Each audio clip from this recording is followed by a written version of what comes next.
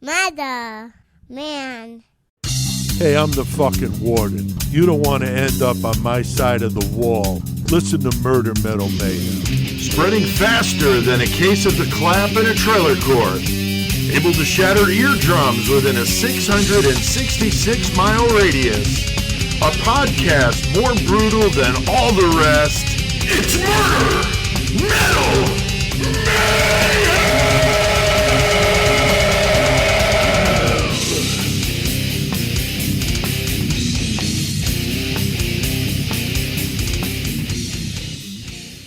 All right. What's going on, man? What's up, motherfuckers? How's it going? Hell yeah, man. It's Tuesday, and we are throwing down a new Murder Metal Mayhem, guys. Always fun. Hell yeah. Already yucking it up here in the studio, having some fun. 160 though, baby. Well, that's right. Episode 160 here at Horns High Studios for the Horns High Podcast Network.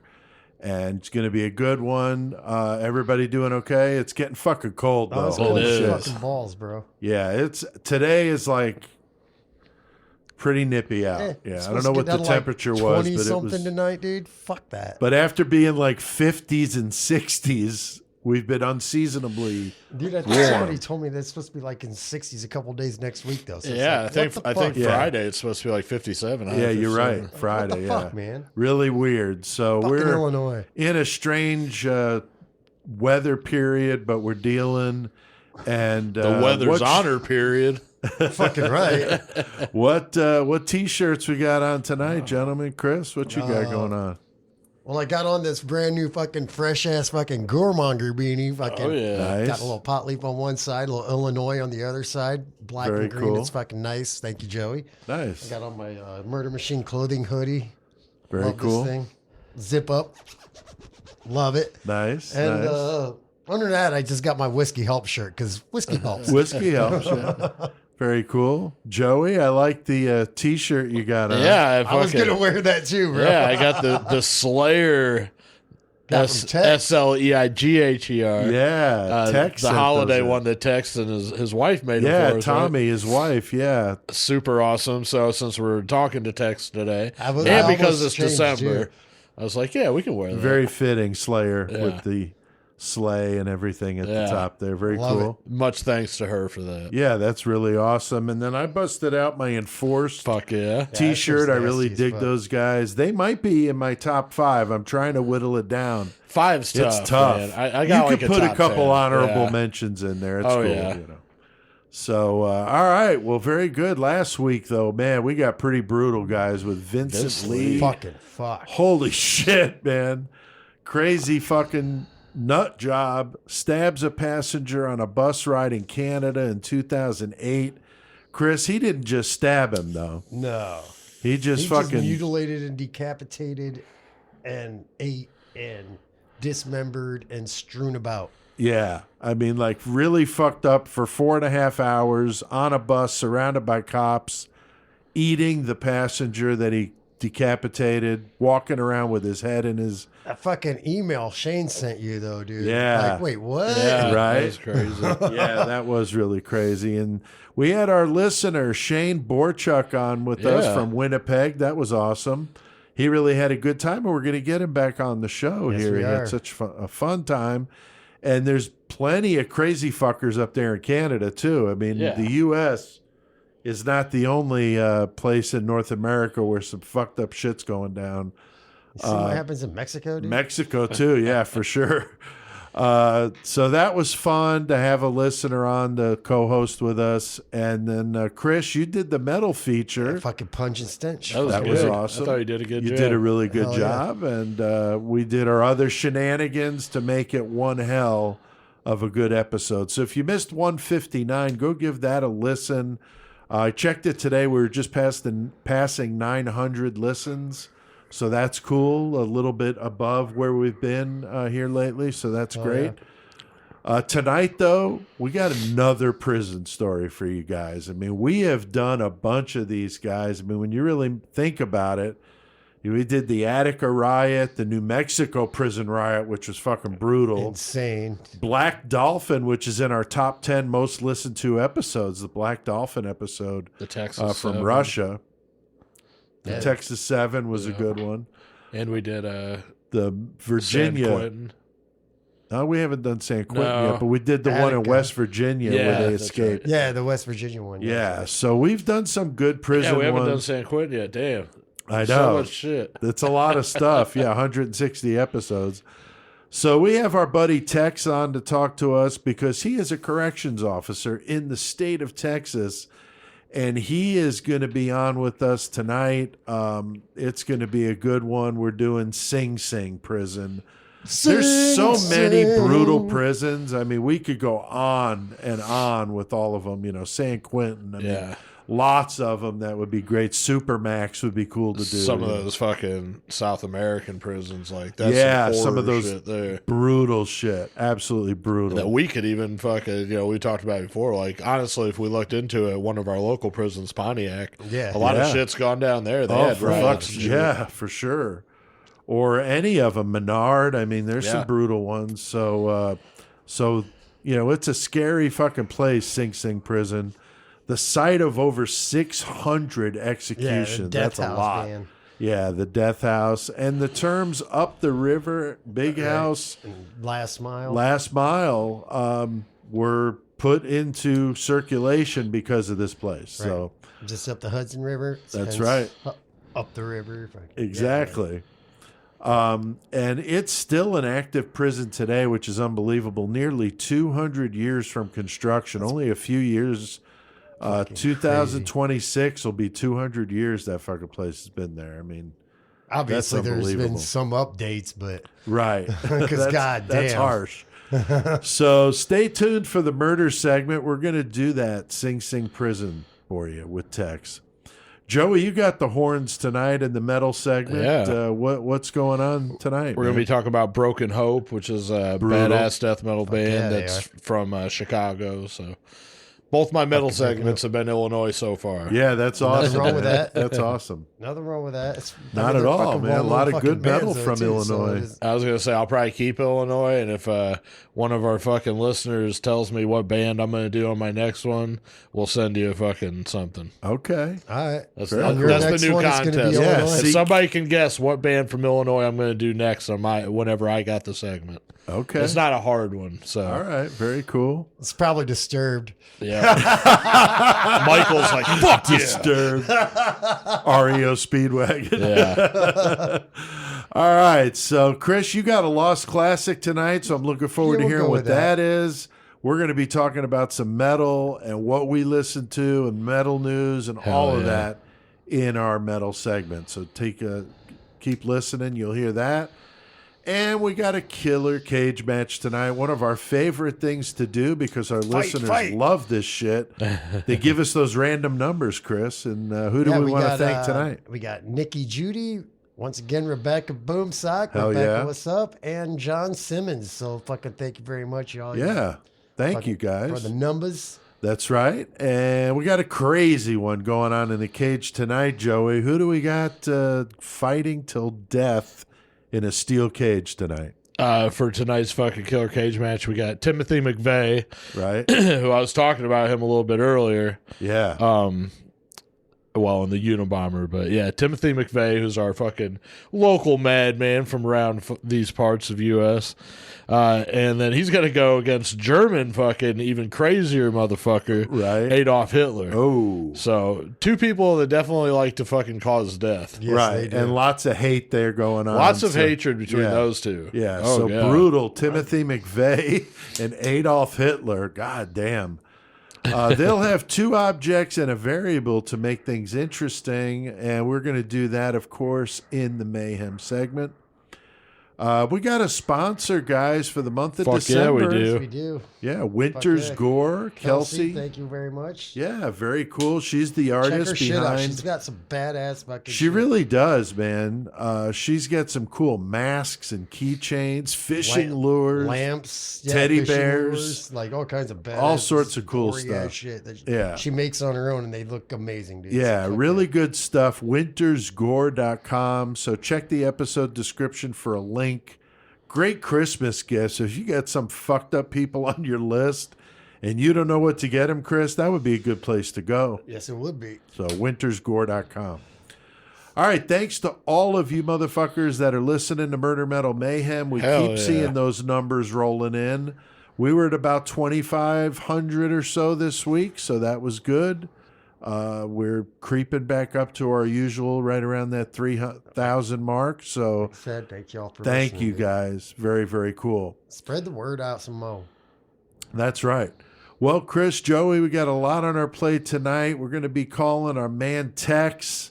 We're going to be traveling to the Empire State along that infamous Hudson River, only 30 miles from NYC, and hoping we survive the night in the cell block at Sing Sing. Yeah, let's get our incarceration on. Fuck. Oh.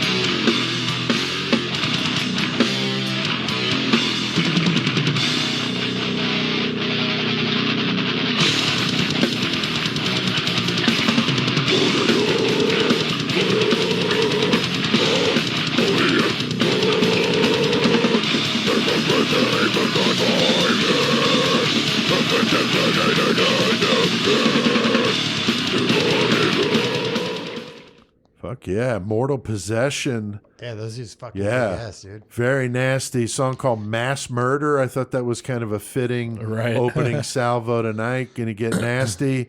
Those guys are actually the same guys that are in that band Votive that we played last week from Winnipeg, weird. Manitoba, up there in Canada. And man, we got a lot of Canadian listeners. Winnipeg is in the top 10 cities listening yeah. to the show, so that's awesome.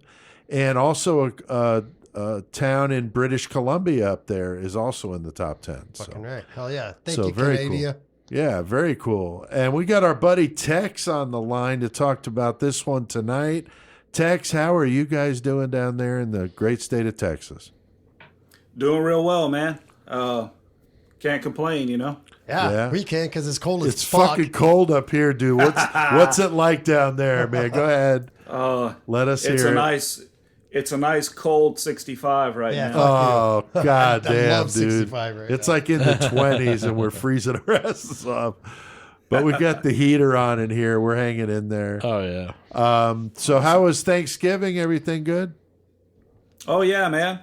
Had a chance to smoke a couple turkey breasts in my new electric smoker. Fuck yeah. So Awesome. got to spend time with family and everything. So Fucking yeah, it was right, pretty dude. good. How was y'all's? Oh, very good. badass, Chris, same you thing. did some turkey too, Hell didn't yeah, you? dude. Every year, dude, I fucking spatchcock a turkey and fucking smoke that motherfucker all day long. Awesome. Hell yeah. Awesome. So yeah, it was good. Traditional Thanksgiving yeah. for me up at my wife's parents' house, and so very, very cool. Well, tonight we're going to be talking about a legendary prison in the United States, very influential in the construction of prisons that followed. People from other countries would come here to see it, and we're talking about Sing Sing Correctional Facility in Ossining, New York. Many people have heard of Sing Sing from movies that were filmed there, and very interesting name, I think, Chris. It just makes you wonder, what the Sing. fuck does that mean, you know? Bro, I know what it means. Yeah, well, we're all going to teach these people Right, that are right. I listening know what it means. It's a scary looking place, I can tell you that.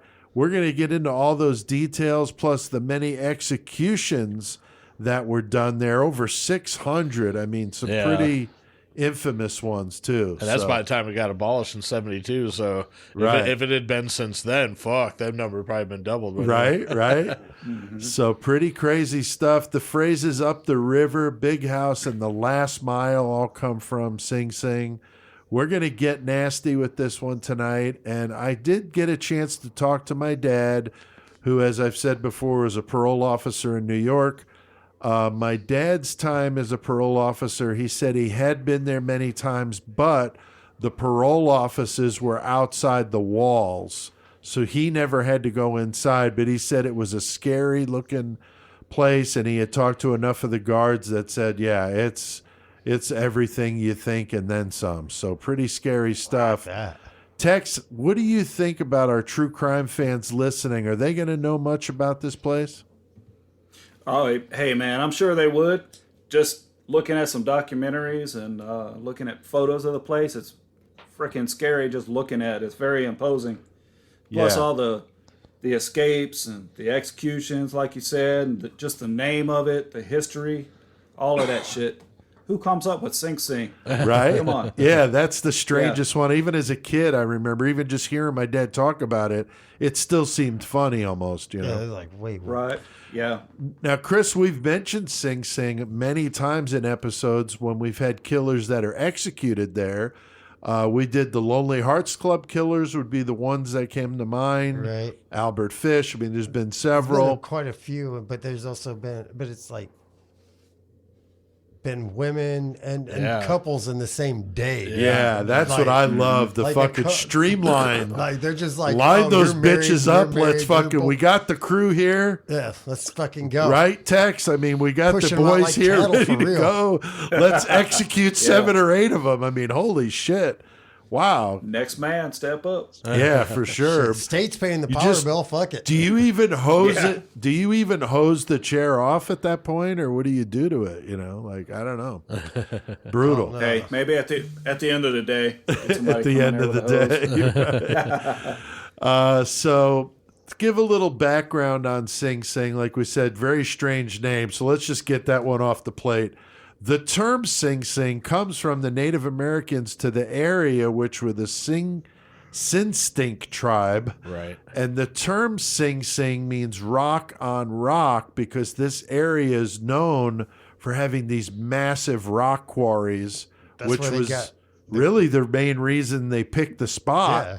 was because they thought, boy, we could make some money off all this marble Had the and prisoners doing the work and shit. Yeah. prisoners doing the work, building the prison, which is how they did it back in the day. They're not bringing a contractor in here like, motherfucker, you're going to They build your unionized. prison. That's kind of like the old school shit like Vlad the Impaler Yeah. shit, you know, Yeah. where they make them build temples to Yeah. their enemy and all this shit. This is like old school as it gets.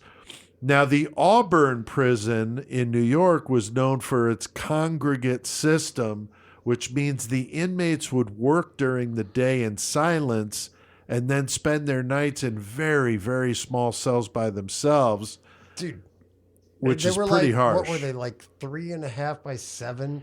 Yeah. Like, literally, I heard on one 5 feet tall. Like, okay, So was you'd it be 5? I heard like stooped 6.5 feet, but Maybe either you're way. right. But still, the Yeah. the floor dimension, I heard it put one way on one thing I was listening to or whatever. Like, that's the size of a fucking yoga mat. Oh damn. Like, think about it. 3.5, like, Yeah, that's fucked up. goddamn. And in our parlance text, that would be the equivalent of a puss pad. Right. Now, this system though is different than the way they were doing the shit in Pennsylvania, even more old school. Joey, they got inmates in their cells in absolute silence, praying, Oh yeah. like trying to redeem themselves, repent, which I learned from doing this. You see, Murder, Metal, Mayhem, paying big dividends with our vocabulary and our knowledge. I learned that the word repent is where the term penitentiary comes from. So it makes sense. Okay? Goddamn Quakers. Yeah. So now Joey on the prison construction I saw started in 1825 with another warden from Auburn came down to do Right. that, right? Yeah. And with him, you know, just like you were talking about, they had the inmates, they assembled a crew of them that would come in and actually build the prison. It's, you know, it's like you were saying, building, you know, temples to your fucking destroyers. It's Kinda, also, yeah, it they- also yeah. reminds Yeah. me of like, here, dig your own grave. Right. That- same You know what I'm Very saying? much so, dude. And you know, this isn't, I mean, it wasn't easy work, especially like you're assembling in prison, you're fucking Right. just these inmates, like you're not fucking construction savvy, probably. Exactly. The people, they just chose whoever was, you know, strongest and fucking Right. best fit. You know, and that's what they did is they built it. Now, there were issues later on within the construction of this prison. Right. What do you expect? You know what Yeah, I'm you saying? got these motherfuckers. Yeah. That's a and good this is the point late 1800s. with all those Yeah. escapes. And that could you they had. imagine like the long term, like, okay, if you're like on the you're on the crew and you're like, I'm gonna get sentenced, I'm gonna have to spend the rest of my life in this motherfucker. Right. Let's figure out a way to create an escape area Right. where we Right. can A weak we'll know spot what in it the is. No mortar. one will ever know. Right. That's a good point. That's a good point. Now, Tex is a corrections officer. It's amazing to think about how brutal this shit was back then. They did some pretty harsh stuff at Sing Sing. Some of the stuff like Chris is talking about with the cell and some of the punishments, man. Mm-hmm. Yeah, prisons back then were definitely based on punishment and not rehab. It's not like that today, but as far as like the construction and stuff like that of the prisons, it was like that in Texas too. Really? Back in the 1840s, yeah. And prisoners actually built the state capitol, the first state capitol down there. Damn. Really? Oh, wow. God Yeah, damn, dude. so they were into building a whole bunch of shit down here. They were Well, probably hell. weren't too into it, but they're like, well, this is my life now. I guess if you got to, rather than sit in that 3x7 cell, I mean, Right, or holy I could shit. be out here I'd be a fucking- building motherfucker. Fucking right, dude. It's funny because on a way lesser scale, but I remember whenever I was growing up, like if you got community service, like as a juvenile or whatever, some of the things you would be doing is washing the police cars. Like you go to the police station, you're washing their cars.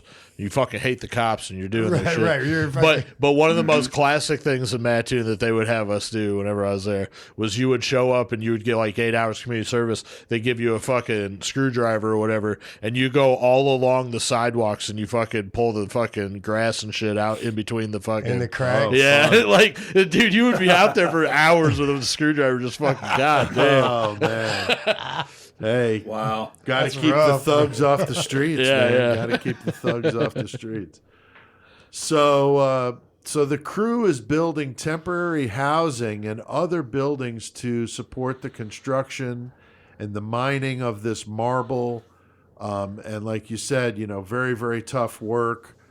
They built the first two cell blocks that were 4 tiers high and nearly 500 feet long. Unfucking dude, believable. it was a huge ass building, dude. Monsters. They still exist and are used for a museum that is located at the site. Very amazing. Did you watch that thing? The dude speaking at like not a press conference. What the fuck? I don't know what it is, but talking about Right. the museum. I thing. did see that, yeah. Did you watch that? I also watched something where they were getting funds together to do the museum. Right. But I did read that there actually is one, so it seems like they Right, no, actually that's got what it. I'm saying. Hell That's yeah. awesome. Yeah, that's really cool. It's amazing though that they're able to do this in a year. I mean, god damn. 1826 it opens for business. So Like, almost they're 200. just like, we need this building built. Just go bust anybody for anything. Bring them here. We're gonna put them to work. We're gonna get this shit built, bro. yeah, Like, I bet you the imagine- turnover in that motherfucker. if that would have been the state of Illinois, they would still be building that motherfucker here almost 200 years later, as slow as the state of Illinois is doing shit. For real. God almighty. The concept of the congregate system was believed, that the work the inmates would do would produce enough goods to sustain their existence. So that's kind of a cool idea. I don't know how well that worked out for them, but that would be tough to do. Right. I know a lot of the boys' homes and reformatories were of the same mindset. They farm, they slaughter their own, They get their own food and yeah, shit, they yeah. make everything themselves. So, that would definitely be an old school way. And this is known as the Auburn system. And we mentioned Elam Linz, who was that first warden from Auburn, came to Sing Sing, built it, and then took over. I mean, goddamn. And implemented absolute silence with the inmates.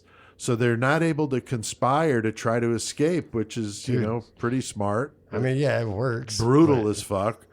But like, Ugh. dude, it's so brutal. Like, he would like literally have them like flogged with like cat o' nine tails with like wire on the end. And Oh, shit. yeah.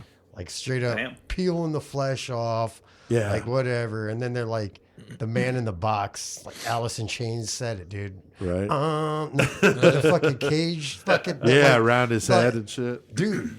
For Yeah. 24 fucking hours, you got to walk around with this steel cage Right. around your head, looking like Like was it Saw. Like no, 13 Ghosts. Oh yeah, yeah. Yeah. Yeah. Like, for sure. for real, like that. Like Right. holy shit, I got to have this on my Yeah. head. How do you sleep with that on? You know? don't, Right. and you're probably like God Yeah. damn, I couldn't even imagine having all that weight just hanging off of my. I know. I have trouble holding my own head up sometimes, let alone with a fucking big ass cage on it. Thing's probably made of like 1/4-inch fucking steel that weighs fucking 55 pounds. Like, fuck you, dude. We should make one, and then whenever people like Derek get all drunk like he was, we'll make him wear it. It's like, put this on. Oh boy. Put this on. What have we started here? Now, Chris, I mean, this guy was the warden that said, like, I can't rule my prison without a whip or something like that. Yeah, that's what I was saying. Like, It's that was just like slogan. brutality. You know, like, And the pretty whole thing brutal. with the like Sing Sing was like, it was like, I guess I'll say state of the art, but like all public executions or whatever, or all executions were made public. So Right. like Sing Sing, like they wanted to take it out of the public eye so much. Kind Right. Of, so They built that's that why death they had the house. fucking death house. Yeah. Fucking. For sure. Did you see the the stuff in this documentary when you see, like Chris is talking about, with the cage on the head and some of this stuff, absolutely horrific. 1844, they put a women's ward on at Sing Sing. They were treated just as harsh. The woman that ran that ward, though, was definitely not a fan of Elam Lynn's. She wants to do it her way. She's using music to calm them down. She's very radical for the time. Again, 1844. And then, she's kind of run out on the fucking rails. And then New York winds up building a women's prison nearby in Bedford Hills, which is the place where my dad worked. So Bedford Hills was kind of the replacement for the women that were no longer at Sing Sing. So 1900s, early 1900s, we got Warden Osborne. I don't know if that's Ozzy's great grandfather, Chris. I'm not Probably. sure. But Warden hold on. Osborne sounds Hold on. kind of cool. How old's Ozzy? I was going to say, we're talking 1900. That's probably his brother. All right. Could be, yeah. He spends a week, he's pretty innovative. He spends a week undercover. We talked about that with the Peoria State Hospital. Oh yeah, like with in the the Zeller. prison, Yeah. like as a prisoner. Yeah. Yeah, and he wanted to see how these inmates were treated. This is definitely very cutting edge. Led to many changes, including implementing a prison band, a baseball team, soccer teams, which is really cool. Warden Laws was another well-known warden there. He invented or invited Major League Baseball. Played the fucking Dodgers, baby. Yeah, the fucking Yankees played there every year in the spring.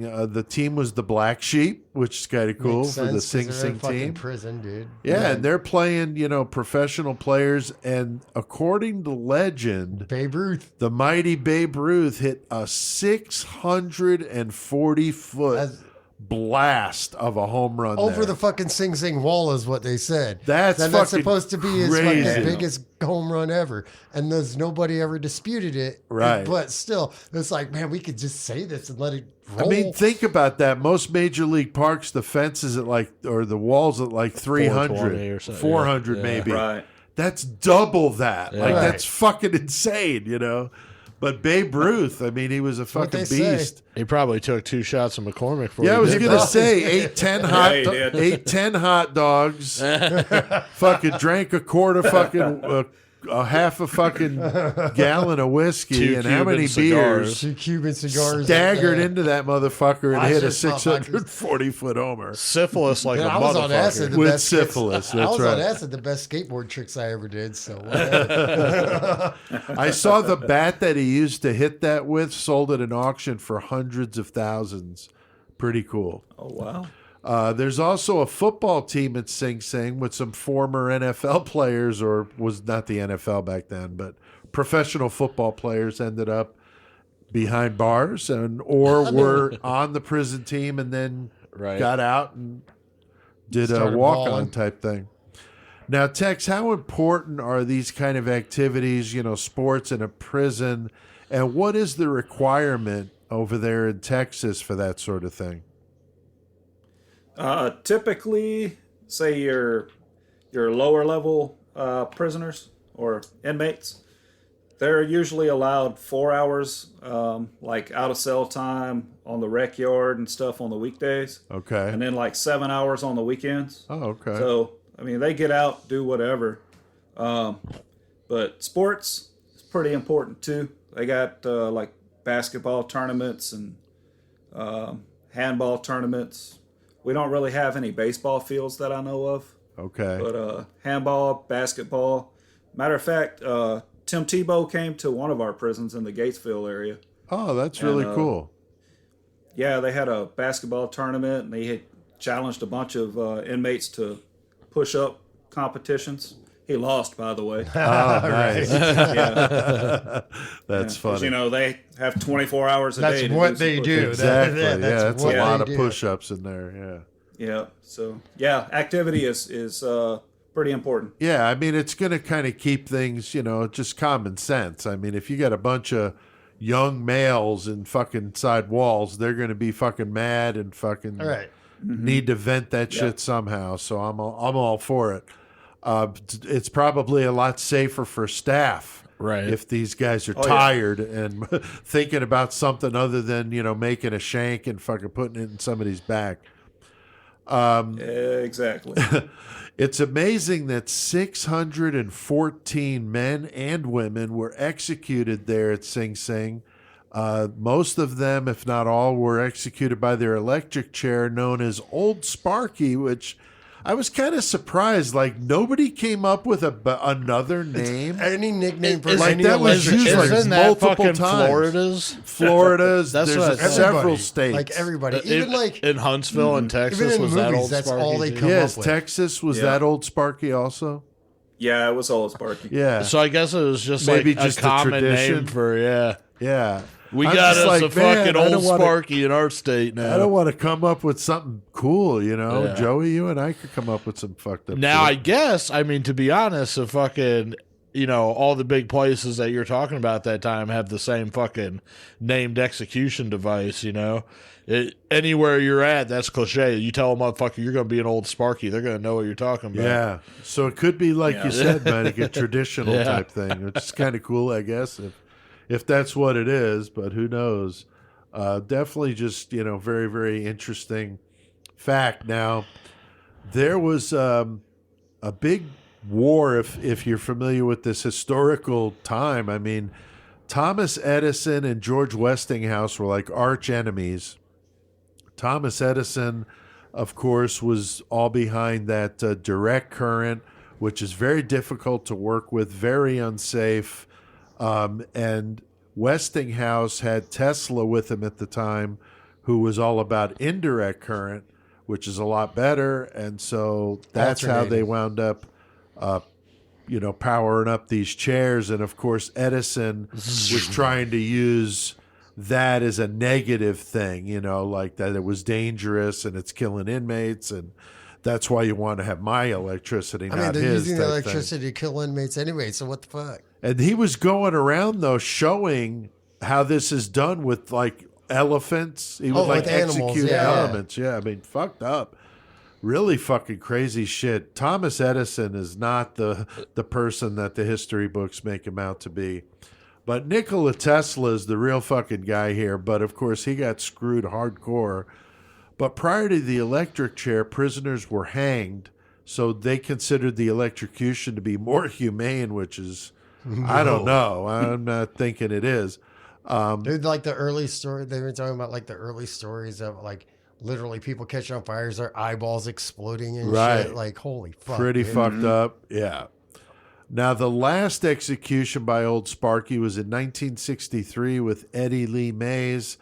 There was a famous picture of Ruth Snyder when she was electrocuted, where a reporter, I don't know if you guys saw that, caught a picture of her with the camera he had on his ankle. Oh, shit. He pulled up his pant leg and took the picture, and of course they fucking dragged his ass out of there, I'm sure. Slick ass But he had the motherfucker. picture, so that was kind of cool. But it shows her like vibrating in the chair while she's getting juiced. Yeah, it's pretty fucked up. Her story would be a good one to do.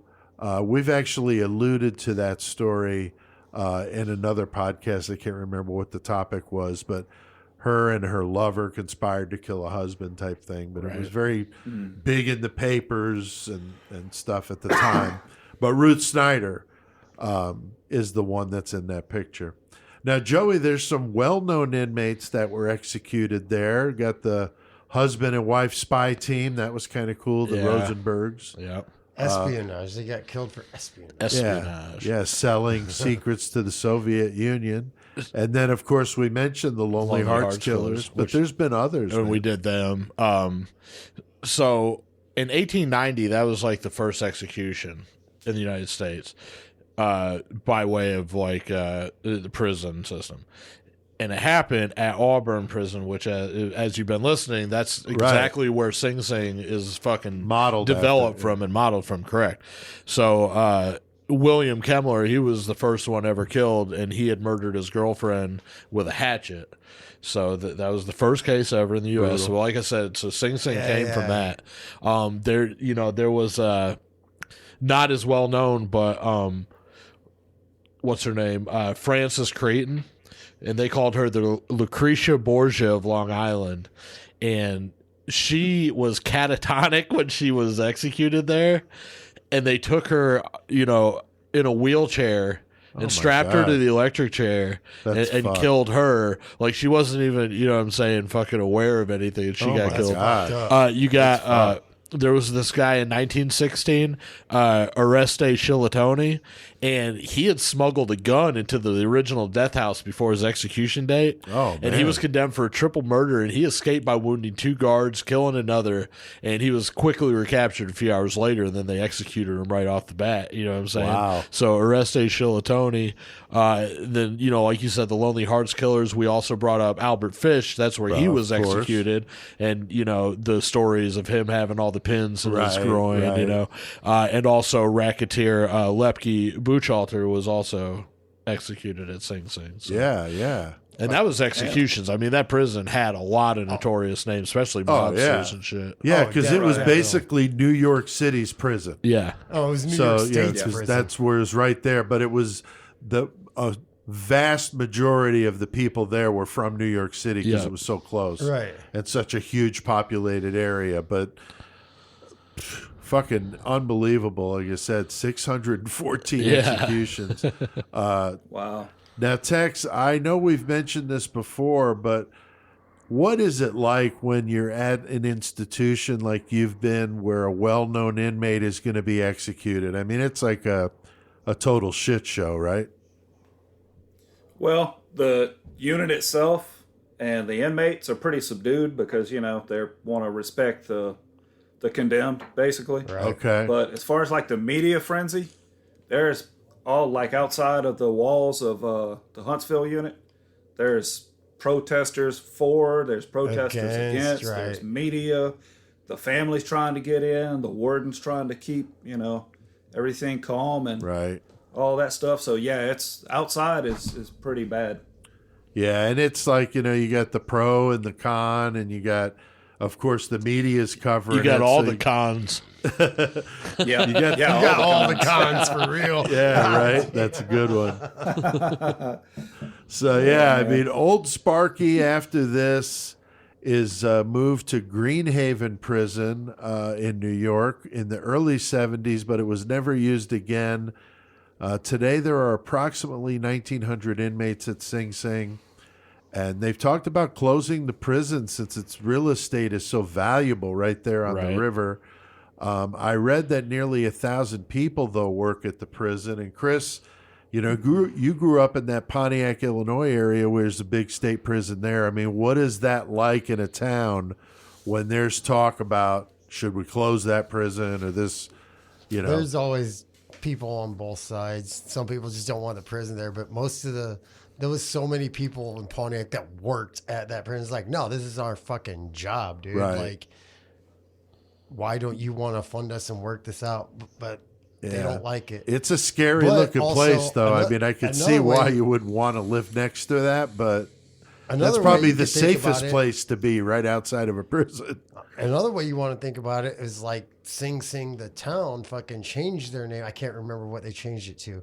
It was something way different than Sing Sing because they didn't want to be associated with fucking a capital punishment because the town there was that little town or whatever right there by Sing Sing. Was it Ossining? Or Yeah. Ossining is the town that it's in. That it's in, yeah. Yeah, the town was originally called Sing Sing. And they're like, well, we don't want to be connected with capital punishment, so I they see. changed the name. Which is Okay, funny because yeah. then they changed the name of the prison Yeah. to Ossining. And they did Yeah, for they a did. while, They and then they did. for a switched it short back. time. That's interesting if that's how for a that- short time. Like, no, it's like a motherfucker, we pissing changed match. our town name because, We're going to change our name back. yeah, like for real. Fuck you. Now, Tex, I mean, how important is a prison to the local economy? Well, we have, I think it's right at 100 prisons now that are still open in Texas. And we have them all over. And like if you have a major metropolitan area like Dallas, we have a couple that's near there. They don't really mean that much to them. But if you take a town like Dalhart up in the Panhandle, they have a population of about 8,477 people, Right. and that's including the prison population. Wow. Goddamn. It means a whole lot to them Oh, there. yeah. So, That's a good point. It's big economic, yeah. All they have there is oil, ranching, and prison. That's it. Wow. Goddamn. Yeah, and it's like that anywhere. I mean, like we just talked about the one in nearby where Chris grew up, and Joey too. Pontiac is a huge, Maximum security. it's a big fucking- maximum security joint right there in the town. I mean, it's fucking scary Right. looking, but and there's a lot of people I know that work there, and brothers work there, and fathers work there. I mean, Yeah, it's I've had huge, relatives work there. huge. Another town about that size. Pontiac would be less than 10,000, somewhere 7,000, 8,000, something like that. Yeah. Or say you take a town like Gatesville, where I work. They have 6 prisons there. If they all closed, Wow. what would happen to that town? Right. Wait, there's 6 would go prisons under, in one yeah. town? Damn. Right. Holy fuck. Holy fucking shit. Damn, that's you some serious? brutality there. Jesus. Yeah. God Serious. damn. I did read call in it Prison Town, man. 1996 the Right. the Exactly. the rehabilitation through the arts program began at Sing Sing. They have these theater professionals come in and work with the inmates to put on plays for the other inmates and for the public. And just like with sports, I mean, hey, if that gets a guy to get through his time without causing as much trouble Right. to the others and the staff, I'm all for it. I mean, it's a no-brainer. I don't think there's anything wrong with that. But I know that, they also, of course, like any institution, offer the college courses. 1998, the federal funding stopped, but they used a private program called Hudson Link for Higher Education to fund it. So got to get creative there.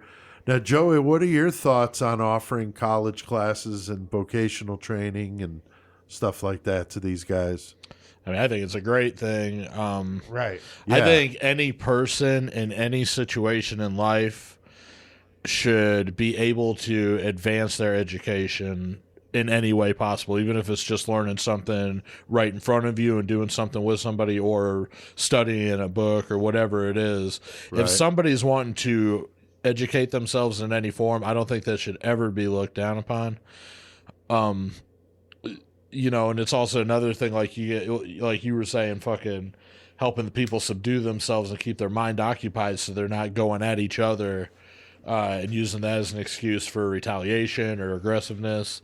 Right. They're doing things positively, and it's also giving them hope that they'll have When they a future get out, when they get out. they got something they All right, can check this actually out. fucking contribute. Like, it wasn't Sing Sing in particular, but this dude spent time in Sing Sing. I listened to this interview with this dude. Is a doctor? Was it Craig Wallen? And he spent time in Sing Sing for fucking not homicide, attempted. He was in there for like fucking 7 years or whatever. And the whole time he was in there, he's like, "This isn't where I want to be. What the fuck am I doing?" He was talking about his whole like life before going into prison. He wanted to be all hard. He went into fucking Sing Sing. He's like, "No, this ain't where I want to be." And he got a bachelor's degree and then he fucking went on to get a doctorate after he got out. Wow. So like he was about Good for that him, life. man. Like he's like, Yeah. I spent time in this joint. Yeah. I want something different for my life, dude. Right. So like I thought that was fucking badass. Yeah, that is badass. Tex, how common is this in Texas for inmates doing college courses and vocational training and stuff like that? Yeah, we try to get as many as we can to take advantage of it. Obviously, some people are just not going to do it. Right. But, you know, I'm going to go corporate here, but part of our mission statement is to reintegrate inmates back into society. These people are going to be our neighbors, you know. Right. They're going to be, you know, working out in the public when they get out. So give them the education. Right. You know, You know, I see it another way. go ahead. Oh, sorry. Go ahead, Tex. No, go ahead. I was just going to say another way I see it too is while you're in prison, you're also learning tons of criminal activity Crime, yeah, and, you're Right. learning and crime. terrible things.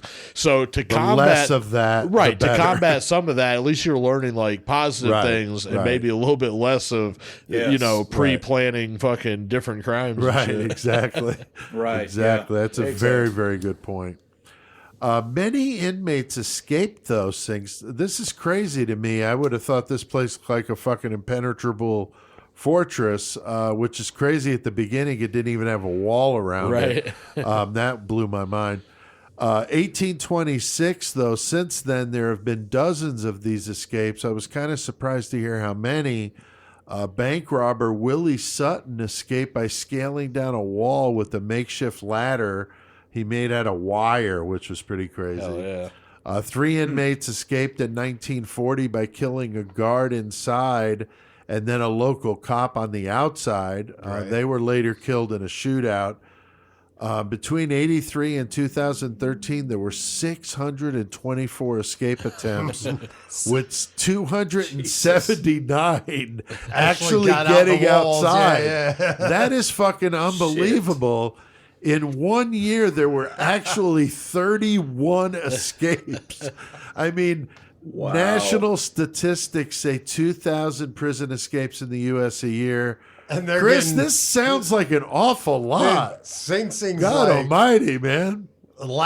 slacking on the goddamn Wow. escape routes. They got like tunnels, Whack and like- Hut fucking security God, guards. They got fucking, Andy I don't Dufresne know. with his little fucking rock hammer going all over the place, dude. Yeah. Yeah. Dude. Fucking William, what was his name in that Shawshank Yeah, Redemption? Andy Dufresne. Eddie yeah. Dufresne. Yeah. Yeah. That's funny. So they had them Auburn fucking prisoners making their prison. I guess. They're like, hey, I'll go over here to the third brick from the left. You'll Text. find a hole. Text. Now, in a modern perspective, I mean, that just sounds like an awful lot.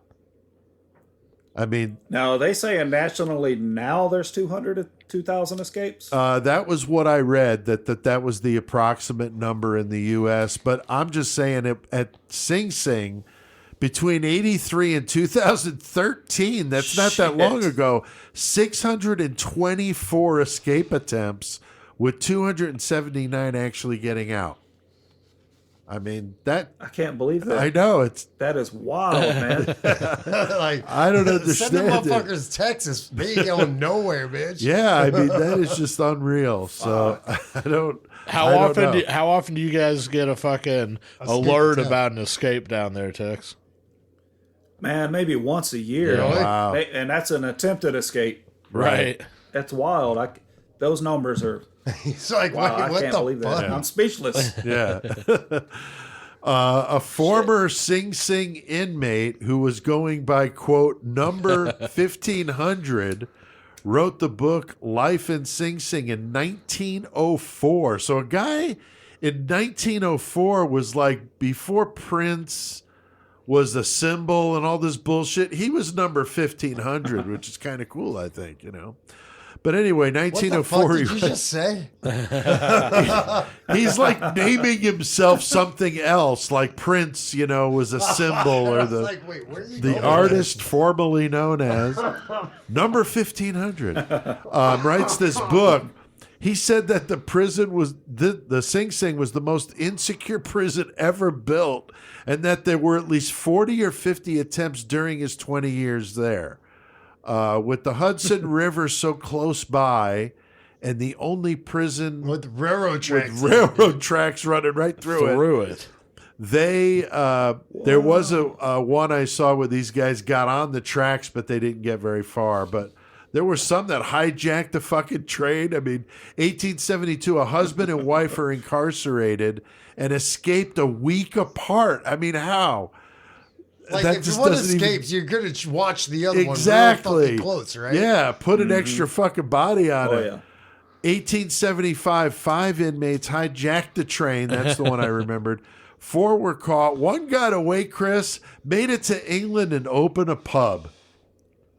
Wow. Props on him. Hell yeah, man. He That's- wins life. That's pretty crazy. He wins life. I wonder how he ended up. 1930, an inmate sewed himself in a mattress that was being thrown away, but was caught by an alert guard that saw a lump in the mattress. So. He sewed himself. This mattress sure is heavy. Right. Wow, He there's a sewed big himself bump in a the mattress. You got to be desperate to try some of this shit.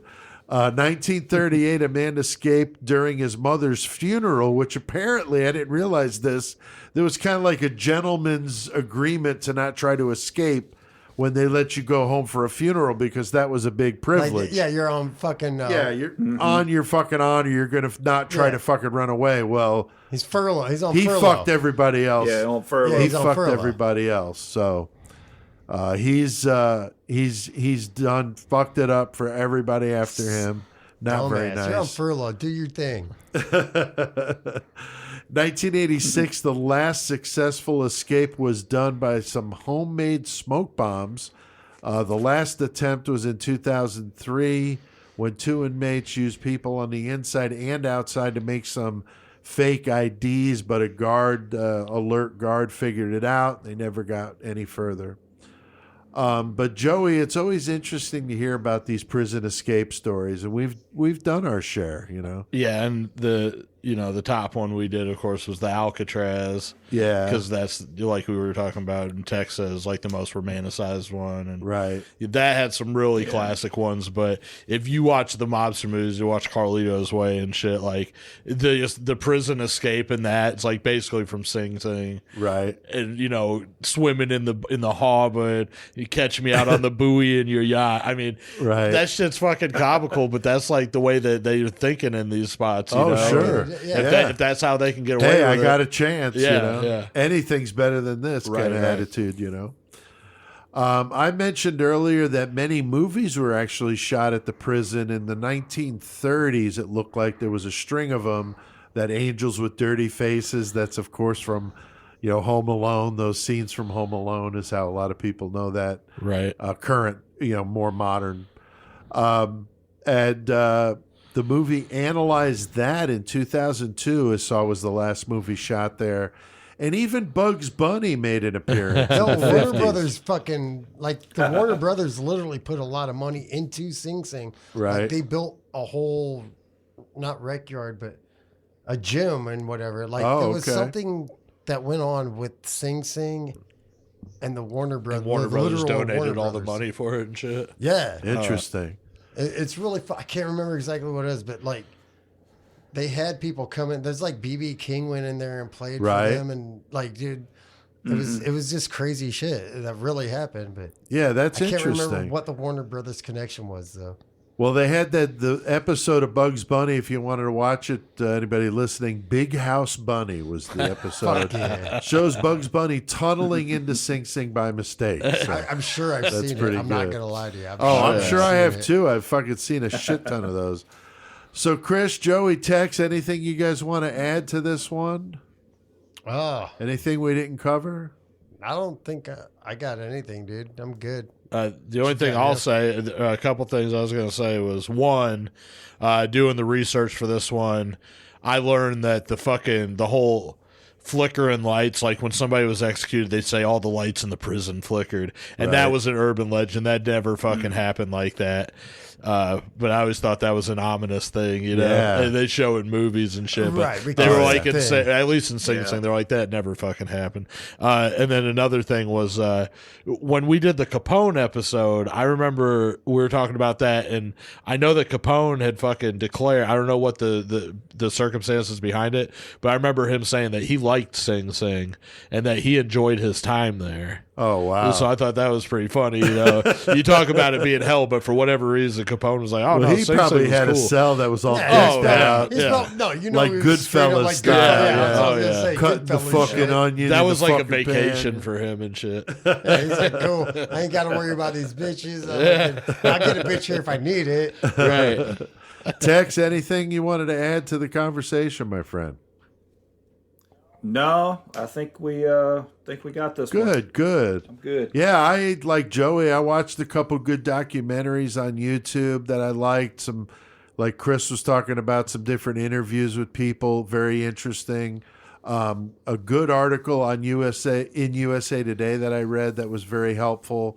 A lot of good online sources. You know, this one got a lot of, place got lots of media attention, especially being so close to New York. So all sorts of New York Times, New York Post articles, Daily News, and all of them. So it's a good prison story.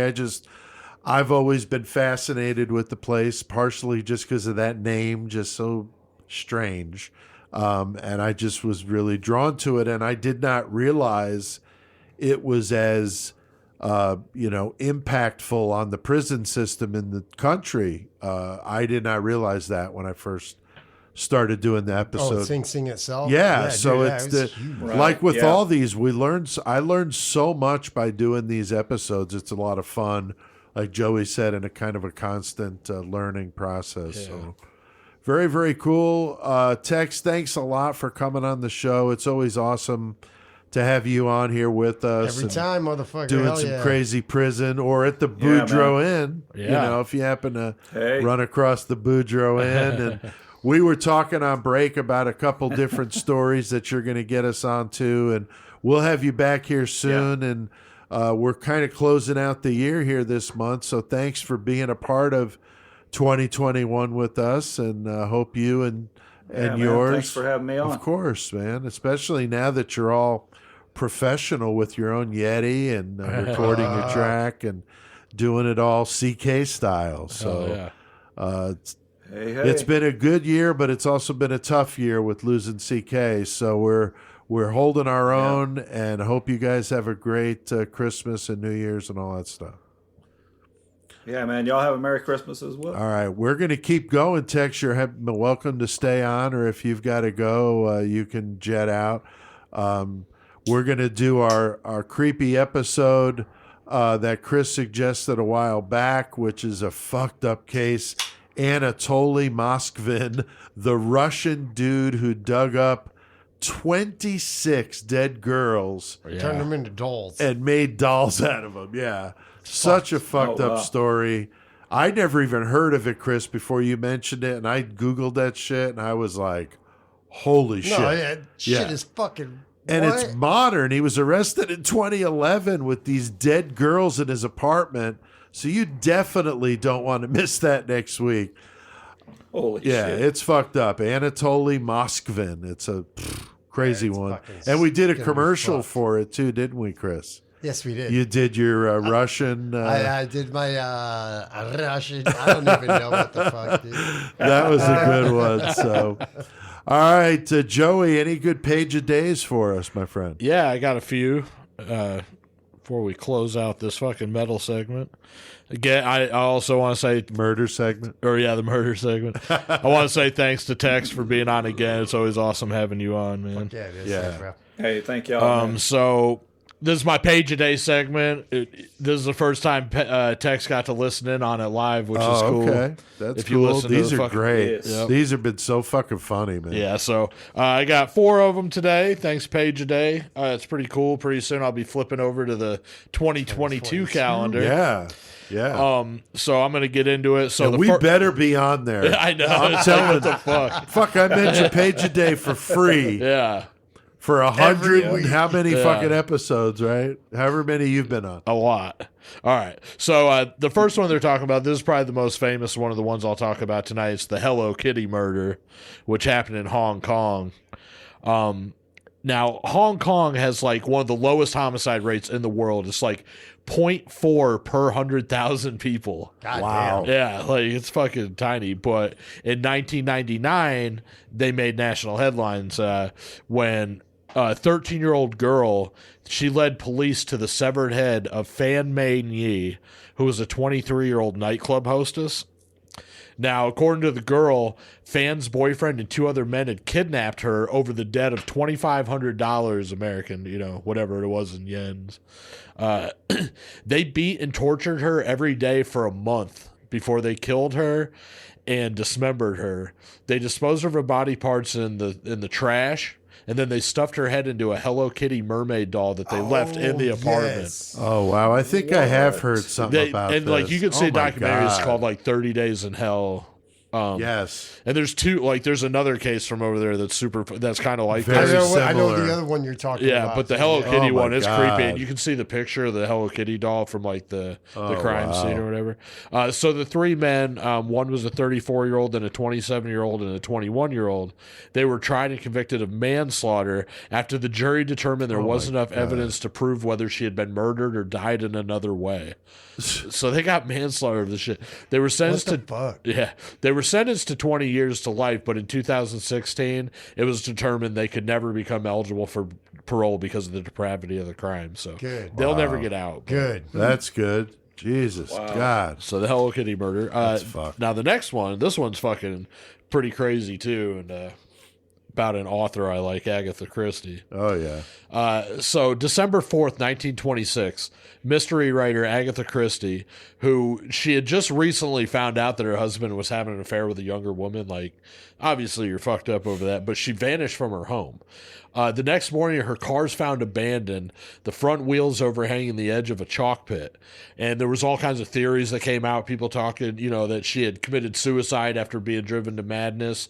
They talked about her house made her crazy because besides the what they were talking about, like a man had committed suicide in that house and a woman had been murdered in that house. Oh, wow. So that like Amityville style, people were like, oh, she Sure. was possessed by the house. And there was also talk that she was in the London streets disguised as a man. So Christie's brother receives a letter from her saying that she's going to be at a Yorkshire spa. But the police were unconvinced. They continued searching. Psychics held seances at the chalk pit, and they had search parties and shit. Dogs, everything, looking for Agatha Christie. Oh, my God. And the story is reported internationally. Like everybody knew about it. So they find her safe 9 days later at a Yorkshire spa. She had checked in under the name Miss Tressa Neal, which was later revealed as the name of her husband's mistress. Oh. So Agatha Christie, the mystery of her fucking disappearance that never Interesting. actually Love was. Agatha Christie, Yeah. man. That's good stuff. Huh. Yeah, I would really loved reading those when I was a teenager. Oh yeah, no, she's awesome. All right, so two more page a day. This is about the Goldilocks intruder. Martin Holtby and Pat Dyson, they're going on vacation, but they didn't have time to really clean up their house a whole lot. They were from the United Kingdom. They were going.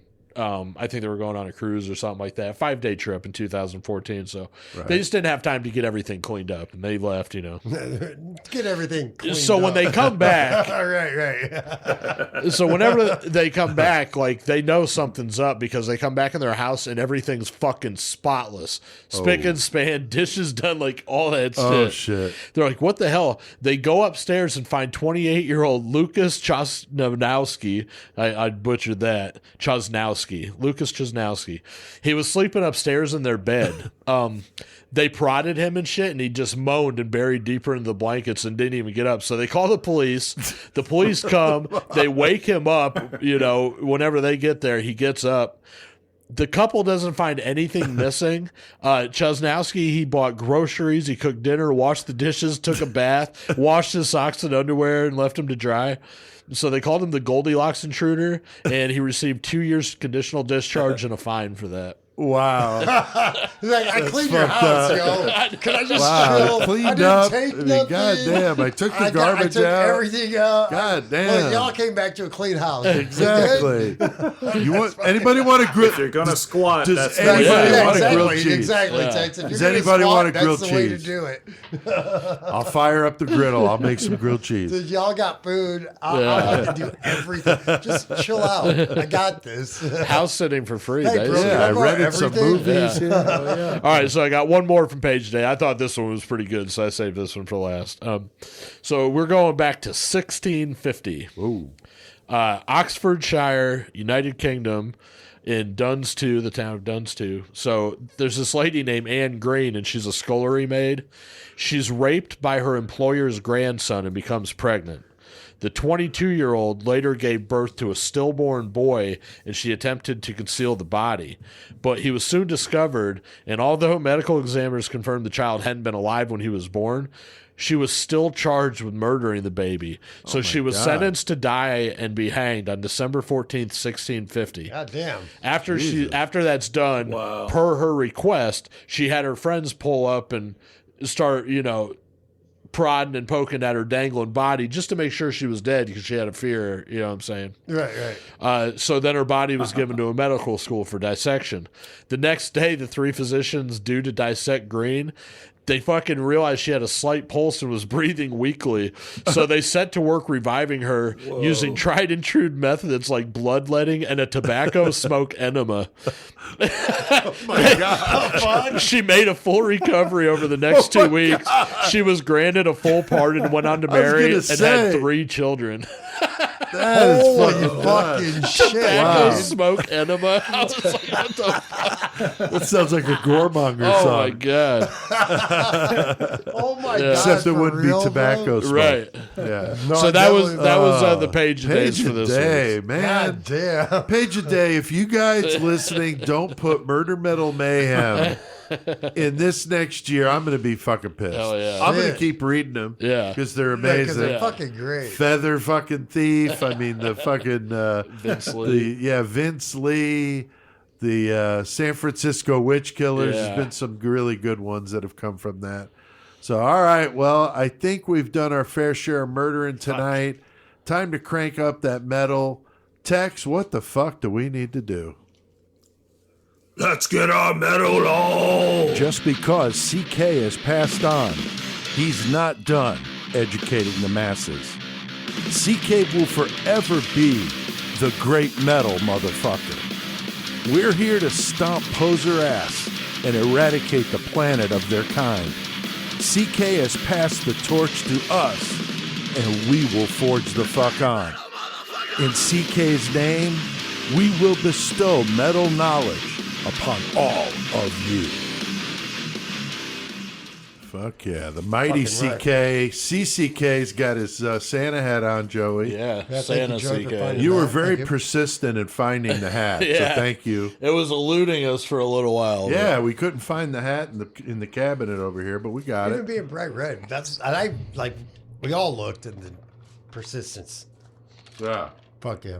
definitely. In So- the persistence of time. and we're eating Pop-Tarts. We're eating some Chris. I brought in some of my mom's Italian yeah. cookies. Did you guys like those? Fuck yeah, those They are were bomb. fucking delicious. Really good stuff. So, yeah, so we're enjoying a little bit of the pre-holiday festivities, and we're in the metal segment. And Joey, you got the horns tonight, so why don't you take it from here? Hell yeah, we're gonna be talking some Illinois shit. Talking about fucking Broken Hope, which Hell yeah, dude. to me, probably Chris, I mean that was a band that fucking came out, while we were in high school, Yeah, high basically, school and shit. fucking so pretty influential to us. And not only that, like they were a fucking Metal Blade band too. Like at the time, Cannibal Corpse was like, that was just brutal shit. You know what I'm saying? They came out hard as fuck too. Coming from fucking Illinois. I mean, in Chicago, yeah, but hell yeah, coming Yeah. out hard. So anyway, so Broken Hope, they originally formed in 1988 in Chicago. The band started out being called Crypt, but quickly changed to Broken Hope. Now, they basically had two lives, this band did. There were two active periods. One was from 1988 to 2001, and then they came back in 2012, basically to the present right now. Jeremy Wagner, he's the consistent. He's been guitars the entire time since All throughout Broken since the Hope. demo till now. I wonder if he's related to Jeff Wagner from Trouble, also from Chicago. Right? Never know. That is possible. Oh. Then you got Joe Tasic, and he was the vocalist from 1988 to 2001. Brian Griffin, he did guitar from 88 to 2001. And Ryan Stanek, he was 88 to 97. There was a couple others I'll talk about later on too. But they put out two demos in 1990 as Broken Hope. That was the first ones they came out with. And then in 1991, they had their first full-length album, which was Swamped in Gore. And album's just fucking awesome as hell. When it came out, like I said, Cannibal Corpse, they had come out, you know, Butcher to Birth, and like, to me, that was the sickest shit I had ever heard up to that point. Butcher to Birth and Tomb and Mutilated, you couldn't touch those albums back then. Eating Like, Back to Life. Hell no, dude. yeah. Like, come on, man. So that shit was just fucking huge. And then Broken Hope comes out, and they're like in the same kind of vein and also have the really guttural vocals. But it seemed like there were certain aspects to the band that seemed maybe even a little more brutal, you know what I'm saying? So I don't know. I really like that band. Broken Hope was huge. Like I said, Swamped in Gore, their first album was just fucking a monster of a release. And it's also notable that it was the first time a death metal band had recorded a full length in digital, front to back. The whole album was done in digital. It's the first time a death metal band had ever done that. So they're kind of innovators in that. 1993, they put out their second album, The Bowels of Repugnance, which is my personal favorite album of theirs. Just fucking, the heaviness just was very consistent through that. They didn't fucking let up at all from Swamp to Gore. That shit just Kept complete rolling with how they continuation. did. Yeah. Fuck yeah. 1995, like I said, they're on Metal Blade through all this too, so they're getting fucking good backing, basically. Right. In 1995, they come out with Repulsive Conception, which I believe we're going to do the song Pitbull Grin, and that's what that one was on. Okay. You started seeing, so it went a little bit away from, with Swamped in Gore and Bowels of Repugnance, you had that underground death metal feel still a little bit with those. When they Still came out dirty with, and shit. yeah, when they came out with Repulsive Conception, you could hear the fucking progression of what the band was doing. Definitely more a sign of the times in 1995 with what was going on with death metal and metal musically. A little bit of a change was coming on, and they followed right along with that. In 1997, they put out the album Loathing, which is also another killer album. Now, around this time in 97, Ryan Stanek, who's, like I said, he was the drummer for the band, but he gets kicked out of the band. He's kicked out of Broken Hope because for fucking a long time, he was fucking scamming people. And that's what he was like remembered for, which is fucking terrible. But people were sending in money for fucking merch, and he wasn't sending them shit back. Oh boy. And I don't know the extent of how long that went on or how much money he ended up scamming from people, but he got him, and Broken Hope was like, you're out of the fucking band. So he was kicked out then. He ended up passing away in 2015 too. So after that, 1999, this is their last album, basically with the first fucking gist of Broken Hope, and this is Grotesque Blessings. Joe Tasic, that was his last album with Broken Hope. He ended up passing away in 2010, which was a shitty situation because to a lot of people, like, he is one of the fucking icons of fucking brutal death metal vocalism. Like, his vocals were fucking awesome as shit. So that, you know, that's a big fucking loss right there. Right. after this time, also it's notable that Scott Creekmore, he ended up doing some vocal and drum work for the band. And Scott Creekmore, still to this day, is huge up in the Chicagoland area. He owns a studio called Mercenary Digital Studios, which record like fucking Putrid Pile and fucking like all the big names from, especially the United Guttural From the bands that were coming Midwest, out. for sure. Right. Yeah, so he was really involved in that. And he was involved in Broken Hope for a while. So anyway, Broken Hope, that was basically, like I said, the first transition. And then they were silent for 11 years. And then in 2012, Jeremy Wagner got in contact with some other guys and reformed the band. And he got some pretty fucking good musicians with him. One of which fucking huge fucking come up, I thought, was Damian Lesky. He's the one that does vocals for him. He's done them basically since 2012 till now, and he's also the fucking frontman for Gorgasm. Oh, okay. So anybody from the Chicago area that knows Gorgasm, he also went on to do vocals with them. He also did Morgue Supplier and a couple other bands. But in 2013, with the new rendition, they released the album Omen of Disease. And I mean, it's just fucking a heavy, technical, brutal album. Like, they went straight back into where they had been back in Bowels and Repulsive, I thought, and fucking came with just some more heavy shit. Now, they're on tour with Deicide in 2013, and I don't know exactly the fucking circumstances, and like I tried to look it up and you didn't see too much more, but I know that they were down in El Paso and they were fucking touring with Deicide, right? And And some kind of complex. yeah, one of the fans got cut with a box cutter on his throat got cut. oh wow, So I don't know what the deal was with all that, if there was any band connection at all or whatever, but after that, fucking Broken Hope was asked to leave the tour with Deicide, so I don't know what that deal was. interesting. In 2017, they released their last album to date, which was called Mutilated and Assimilated. And again, fucking the incarnation of Broken Hope fucking didn't cease to fucking bring the brutality. Nice. That album's heavy as fuck too. I don't think there's a spot you can go wrong. Like I said, 97 Loathing and 99 Grotesque Blessings, they were like they were like the fucking lowest of the albums, I would say. They weren't terrible by any means, but it was like they were really good at first, and like since they came back, like even more brutal. So you can't really go wrong with them, though. That's cool, man. So yeah, Broken Hope from Chicago. Go listen Fuck to yeah, them. man. Another Illinois band from you. That's cool. That's and like we cool. said earlier, I'm going to do another Illinois band my next time to do metal. Right. And So if you somebody could can guess that. Yeah. We'll figure out something for you. Hell yeah, that's cool. Fucking right, man. We'll do an activity book. If they can Yeah. guess it, we'll give them an activity book and a couple stickers.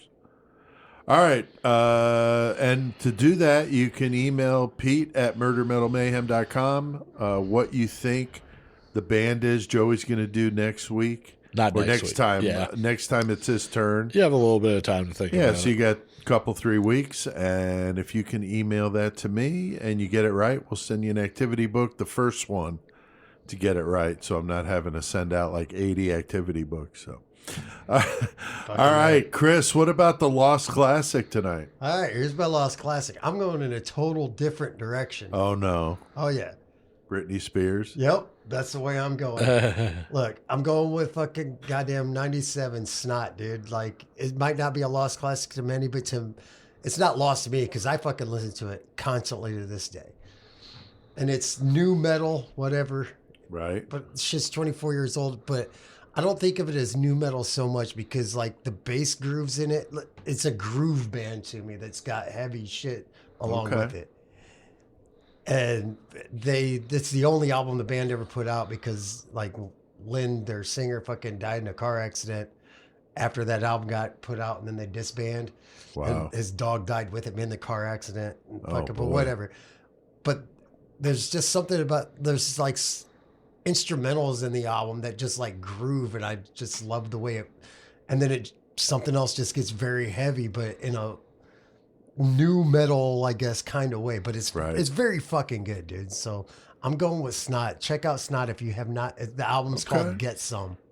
Okay. And it's so good. I know you've talked about it before. I know you really like them. No, they're fucking, dude. That's dude, if you haven't heard Snot's Get Some album, it's really fucking good to me. All right. So that's my Lost Classic. That's cool.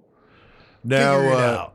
the next time we do this, I'll be doing the metal feature, and my plan is I'm going to do the Swedish thrash metal band Warfect. I definitely dig those guys. I'm hoping to do an interview with their bass player this weekend, but I'm not sure yet. We have not come up with a good time. They're like 7 hours ahead of us, so there's that. That's a time. It's a time zone, but I'm getting better at them. Since I started interviewing all those Australians, I think I've just gotten over that. All right, so what has everybody been listening to here lately? What about you, Joey? What you been listening to? I've been listening to the new Goremonger a lot. Right. Me too, honestly. But when you're mixing and doing that stuff, you need it's to coming listen to along. it. Like it's gonna be 18 tracks. I'm pretty positive, and I got like 16 done. Just did some The gang 17th is basically done. I'm waiting on a saxophone fucking solo back. Nice. And then the last one is a cover of Impetigo, Heart of Illinois, so that'll be done soon. So anyway, the new Goremonger album, Disfigured in the Narrative, my 10th album, hopefully available by January. So I've been listening to that. I've also been listening to Holy Cost's new album, Militant Anti-PC, which I fucking love Holy Cost. They got the Tupa dance beats and fucking have done a lot. They fucking made it on Extreme Scene, fucking Canada version and over in Fuck yeah, Europe. they have. They played a lot of fests over here too, which is cool to see those dudes. I basically came up with them here in the States, but them in Canada. And Right. it's cool to see them fucking doing well. Yeah. And then I was listening to Exodus, like you was talking about, and then another album that just dropped from fucking New York. Oh my god, Pyrexia Gravitas I heard a little Maximus. bit of that today. That album is so fucking heavy, and I mean it just dropped, so it's near the end of the year, but it's in my top 5 for sure, if not my top fucking album of the year. Fucking so goddamn good. Groove fucking, like, New York just does it a certain style. Right. My buddy who's getting back kind of into metal, but like he was checking it out and I heard him, he was commenting, he's like, man, it reminds me of that Eternal Bleeding. I was like, fuck yeah, the Right. New York New style. York, yeah. But so yeah, that's what I've been jamming. Very cool. Chris, what about you? Nothing extreme like that. Well, I was listening to the Omnific, which is that fucking shit I told you about before, the fucking 2 bass and the fucking. Oh, yeah. And I was jamming fucking When the Kite String Pops today. Fucking ass. Hell yeah. I fucking jamming that today, and then other than that, just fine shit to listen to. Right. Yeah, like Joey, I'm still listening to that new Exodus, man. Persona So non good. grata. Yeah. Fucking badass. Also, Votive, the album IXXI. Really, really cool stuff. I dig those dudes. Played earlier their other band, which is Immortal Possession. And so Votive, definitely digging those guys. Hell yeah. All right, the 666 Club, our Patreon supporters, we appreciate them very much. And we are getting ready to record a New one. a just badass for our Patreon supporters. And Chris, what did we decide that we're going to do for that? Charlie? No. Charlie and the Manson family, Yeah. right? Charlie? So the Manson family is the Charlie episode says. we're going to do. It's going to be a Patreon only. Hell yeah. And so you have to be a supporter to hear it. We'll probably eventually release it, but it'll be months from now. Yeah. And the Patreon supporters get to hear it right when it's done. So patreon.com/Murder Metal Mayhem. And we've already done some good ones, but like I said, the Manson family will be a really cool one to do. We've been talking about that. It's Christmas time. You can order fucking activity books and T-shirts. Exactly. From us. If you're part of 10% the off. 10% off. Fuck Yeah, and the episode's a day early. The karaoke songs as soon as they're done, and anything else like that. New stuff, even some of my book stuff I've been putting out to the 666 Clubbers. Don't forget to order one of these awesome new shirts we've got, the Gaither design with the with CK on it, man. I mean, you want to get one before they're gone, so you can go to the episode description and pick up a new shirt. Hell yeah. They look amazing. Murder Metal Mayhem, blood spatter on the back, and the zombies that Gaither did. Just really cool stuff. All right, for our year-end episode, we've been talking about this. We're going to do our top fives, the individual top 5 albums of the year. Of course, metal. And we've done that in the past with CK. We kind of wanted to keep that going. And so it's tough, like you said, Joey, to whittle it down to 5. You know, some really good albums came out this year. So we'll do that at the last episode of the year. I think we've done plenty of metal tonight. So, Joey, what the fuck do we need to do? Well, you were speaking of whittling it down. I whittled me down a fucking shank here in the studio, so let's get our Mayhem on.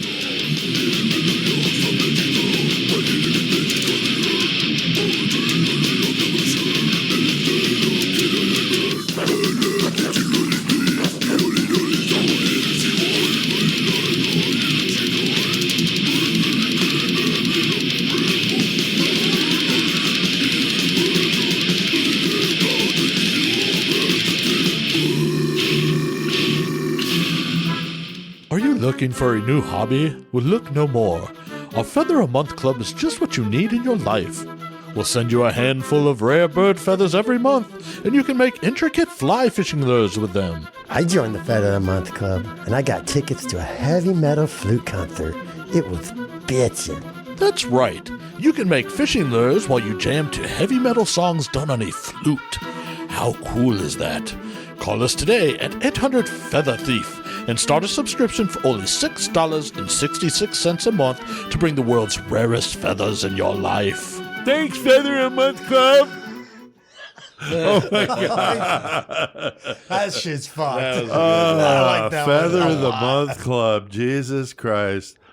Love doing those fake commercials. We're just sitting here hysterically laughing because a lot of these we haven't heard for a while, you know. So Dude, no, I forgot it's funny to bust them what out. that was exactly. That was perfect. Oh, damn. Before that, though, Jesus Christ, the difference between what we just heard and that Broken Hope song, fucking Pitbull Grin, that's fucking gnarly. Good old school stuff there for sure. Joey, you did a good job with that segment. Thank you. And That that was song, like I awesome. said, was on Repulsive Conception if you want to jam that album.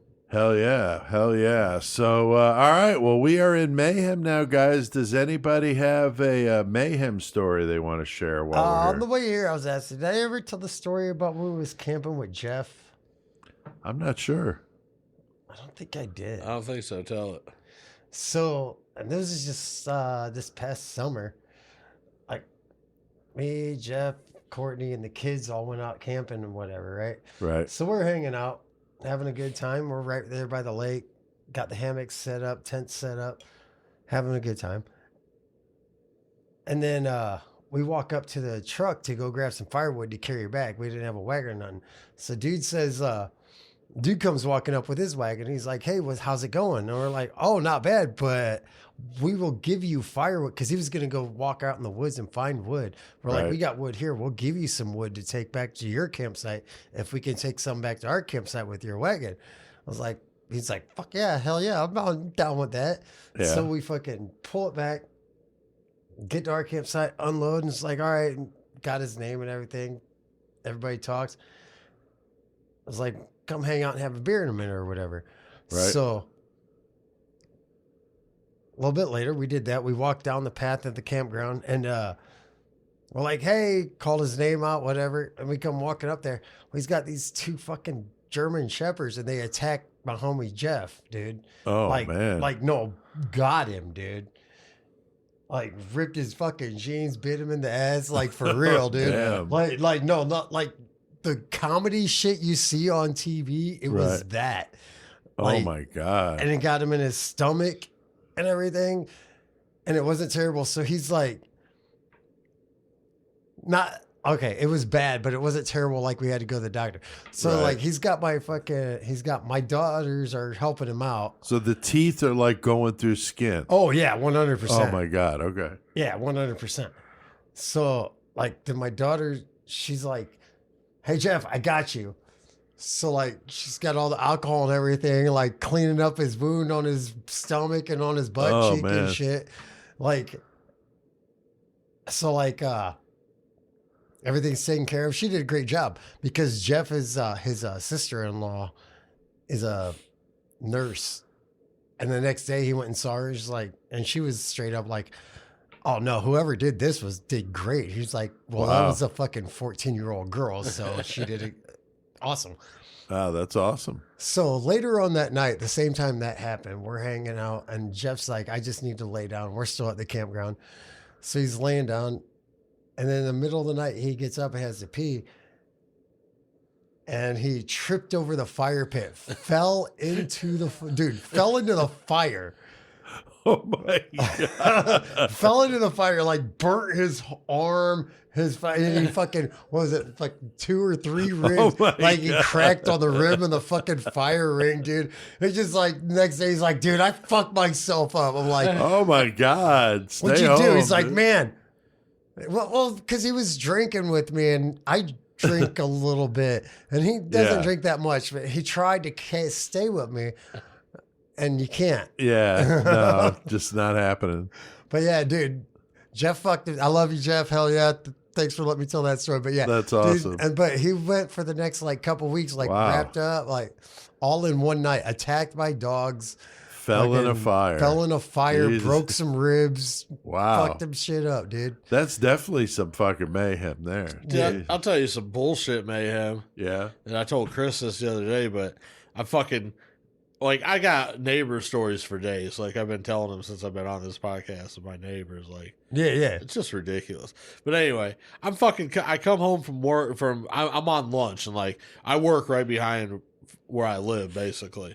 So for me to go home for lunch is no problem. Like, it's like 2-3 minutes, literally.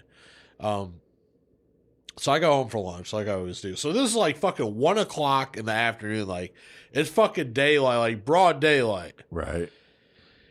I fucking park my car, which at the time, like, my truck's pretty loud right now. Like, it needs muffler work. So you can hear me. It's not like I'm fucking surprising anyone creeping up in a fucking, Right. you know, I'd be sitting on the hybrid car. porch. I'm like, Cashman's coming. Yeah, like you can hear my car. So Right. I pull up under my carport where you can definitely hear it.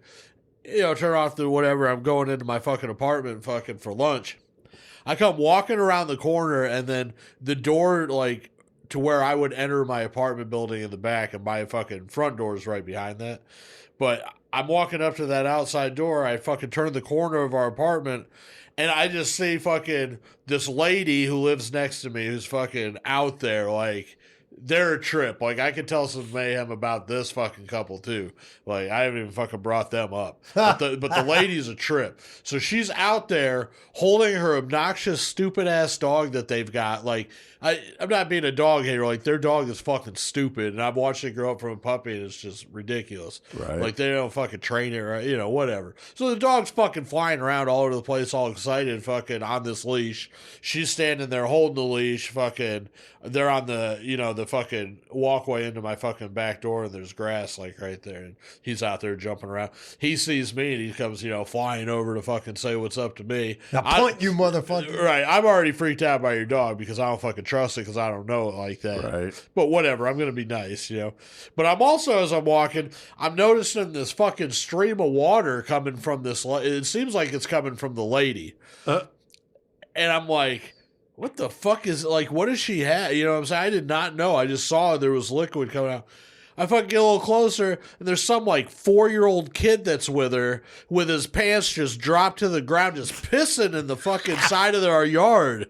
Like, while this dog's running buck wild in one hand, she's got this kid pissing in our yard at 1 o'clock in the day. Wow. And I'm just like, what do I say? I'm like, I didn't say anything, but what I'm thinking is, Right. he's pissing facing another apartment complex. Right. What kind of pedophiles live over there that are just like Oh cha-ching? my God, Right. dude. You know what I'm saying? Like, and Yeah. at the same time, who just teaches their kid, like, Right. oh, just Piss piss in their right here fucking in the yard. day out in our fucking yard? Like, It ain't like you're in the middle of the country. Wow. You walk in the cornfield or some Yeah. shit like that. That's funny. so anyway, that was my ridiculous. Yeah, I That's got fucked I up. got a good one. I don't Hell think yeah. I've told this before. A little road rage thing, not with me, but with the guy that, if you remember the old school story I told of the Black and Curly incident, Chris, with the Yeah. restaurant. Well, Everybody knows that guy's dad was fucked up. So go figure. But his dad was a salesman for 3M. And his dad had this magnetic strip across his dashboard inside his car. And I was like, what's up with that? And he took out this like little toolbox and put like an assortment of wrenches along this magnetic strip so that they would all stick on this thing. Right, yeah. And he was lefty. And when he would drive and somebody would, because he's like driving in New York City and like all kinds of craziness. He would be driving and he would take one of the wrenches and he would throw it at him because he was left-handed. What the fuck? So he could drive and throw at the same time out of the window and had a fucking supply of them. Just Fucking throw wrenches wrenches lined at up people. against. Yeah, I was like, what the fuck? That's fucked. Yeah. That was this dude's dad. So go figure. Apple. It's like, you not motherfucking falling for wrench. it. Yeah. That's Just where like, all the 10 millimeters went. yeah, in the world. imagine that. Like some of them were fucking good size Yeah. too. God damn, Fucking dude. crazy motherfucker bouncing one of those off your fucking hood of your car or something. I mean, it was fucked up. I can only imagine. I had never Could you seen imagine him being do one of it. the people getting one of them wrenches? Yeah. But I mean, I'd never seen him do it. I just saw the wrenches and everything. And my friend told me that, yeah, that's what he does. That's why they're there.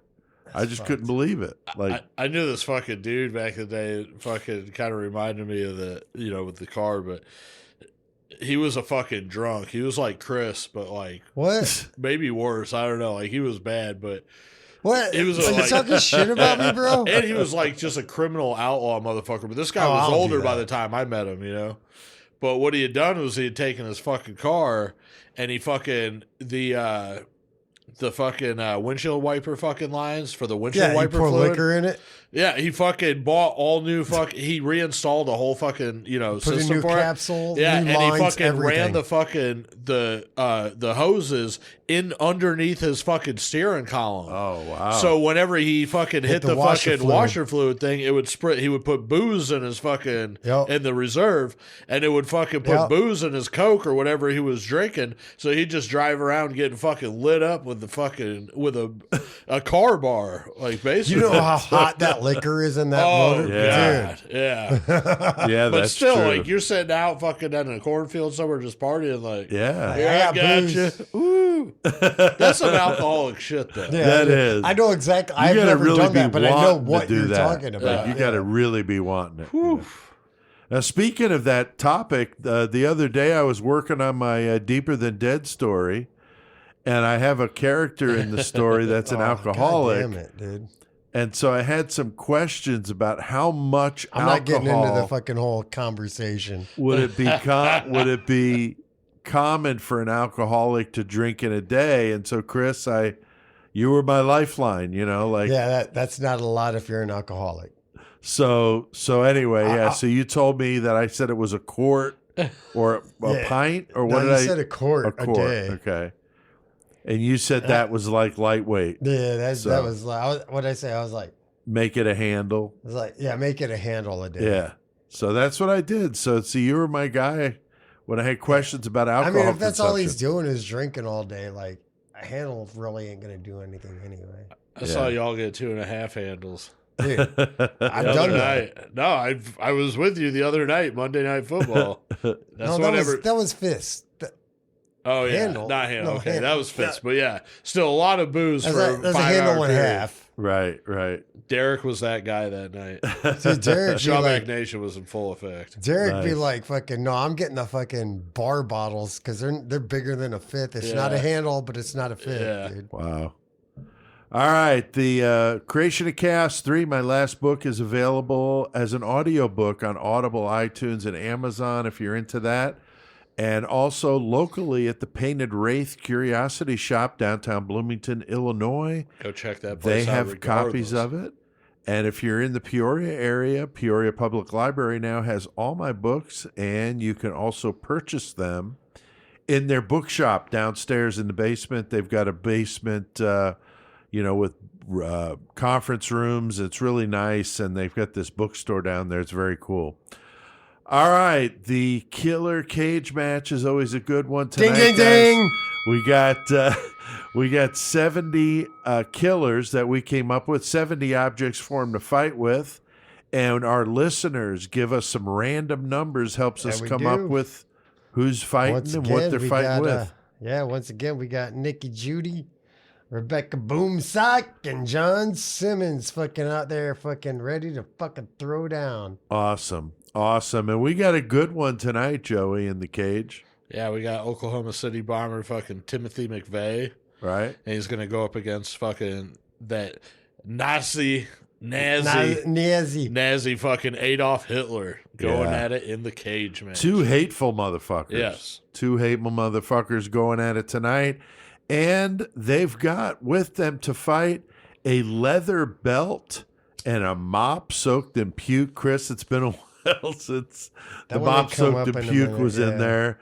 And then, Chris, what is the variable in the cage? 5-gallon bucket of fire ants. Oh, fire ants. Not fun. 5-gallon bucket full, too. Wow. All right. So we got Timothy McVeigh, Adolf Hitler in a cage with a leather belt and a mop soaked in puke and a 5-gallon bucket of fire ants ready to fucking do some biting.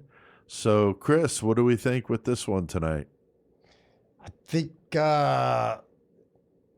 old Dolph, not young Dolph. Old Dolph, I think he's going to put Timothy McVeigh in his fucking work just because of his last name. He's like, no, you're going to make me a fucking bomb. And he ties him up with the leather belt. And every now and again, he lets him go. And he's got to make him. The whole reason the fucking goddamn mop is soaked in puke is because Hitler's fucking puking all over the floor anyway. Clean my puke. Okay. So I just lost myself, dude. Holy shit. Joey, you want to pick Chris's up? cage match just dissipated. It totally did. I'm known for my colorful cage matches. This one's going to be a little more straightforward, though. Yeah, it's pretty easy. I'm pretty sure that fucking Timothy McVeigh's got the he's big gonna time fucking, physically. Yeah, he's going to take out Adolf. He's going to he was like 6'2", 6'3", and Adolf Hitler was like 5'5". I think he's going to get him around the neck with that fucking leather belt, and while he's fucking choking him out, he's going to gape Hitler's ass with that puke-soaked mop, and after it's gaped, he's going to pour all them fucking fire ants in his ass. Yeah. Yep. McVeigh for the win on that. Yeah, I agree with McVeigh over Hitler here. Yeah, I like it. Just physically, just so much more dominating. Hitler, just this little fucking pussy boy. So, talked a big game, of course, and got people whipped up, but I'm going with McVeigh for the win here tonight, too. Not that McVeigh was a fucking tough guy or anything. No. But he was a big boy, corn-fed, fucking, So, yeah, he, I'm sure physically would just get the upper hand. All right, well, we've done plenty of mayhem tonight. So, guys, let's hit that fucking outro. Now it's dark, but I can see. Don't you fucking look at me. Now it's dark, you wanna be exactly what I wanna see. Now it's dark, mommy. Don't you fucking look at me. I'm intoxication. Now it's dark. Intoxication, Chris. Hell yeah. Fuck Some yeah. old Anthrax, Now It's Dark from the Blue Velvet movie. That's what that's about. Oh, yeah. Yeah. That movie's awesome. Yeah, it is awesome. Fucking, I will always call bullshit. I fucking hate, and I understand it depends when people grow up and shit, but like Anthrax themselves have talked about how much they hate the fucking State Euphoria album. It was ranked in Rolling Stone as one of the worst albums of all time. I don't understand They it. always I said liked that it. Persistence of Time is what it should have been because they had rushed everything. Right. But to me, State of Euphoria is one of my favorite I love Anthrax it. albums. Yeah, I really like it. I don't get the songs that. that are on it, like I can fucking associate with them and everything. No, I love that album too, dude. All right, so the bumper music tonight, Immortal Possession, Anthrax, and Broken Hope, getting nasty. Big thanks to our buddy Tex. Always good to have him on. Good to have Tex. Prison Stories are a must, and Boudreaux in, Chris, if he's, down by the Boudreaux, Hey, coming up with one that he's close to soon. That's right. Thanks to our sponsor for the Winter's episode, Gore. Winter's Gore, for sponsoring us, wintersgore.com, for some very, very disturbing art turned appliances. You could wear a mask, fucking all the fishing shit. lures, Chris. What better thing to give your grandpa and fucking Hey, Grandpa, you know, go fly fishing this yeah. weekend? Here, or your got you. little Now, you might niece, get one of robbed the by teddy Edwin bears. Riss, though. Yeah. If Wait. he knows you're doing fly fishing, Oh. Edwin Riss come get Oh, you. there you go. But you know, if you've got a little niece, Chris, one of those teddy bears with the fucking I know Ed my Gein girls would face. fucking love one, honestly. Oh, I'm sure. I'm probably going to buy him one for Christmas. And I'm anxiously awaiting the package to arrive. So, all right. Makes me want to go buy some rubbers.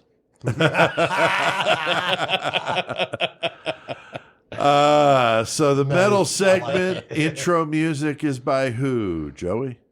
Our fucking metal segment music is by Yeah. Crysis. Hell yeah. Murder Metal Mayhem intro, Chris. Let's go. There you go. Hell yeah. And thanks to everybody out there listening. We appreciate it you guys so are the much. Chris, why don't you read the first comment? Yeah, we got a good one. Pandora Devil Girl. Right? Gurl Girl. Girl. Says, I really love the Vince Lee episode. That dude was fucked. Yeah. That dude was fucked. Yeah. And the fact he's That walking sums the it up nicely. The fact he's walking the streets right now under a different name Right. is even more fucked. Right. So right. yeah, that's Exactly. Joey, what about the next one, dude? Darla Evans, there Darla. he goes again, banging away on Darla. hanging away on Darla. The crow. Hell yeah. So good.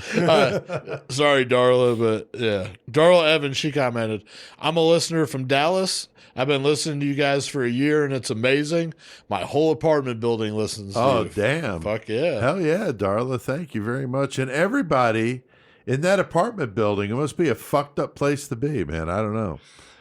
probably drunk. Pedro Armando commented, I listened to you in Mexico City.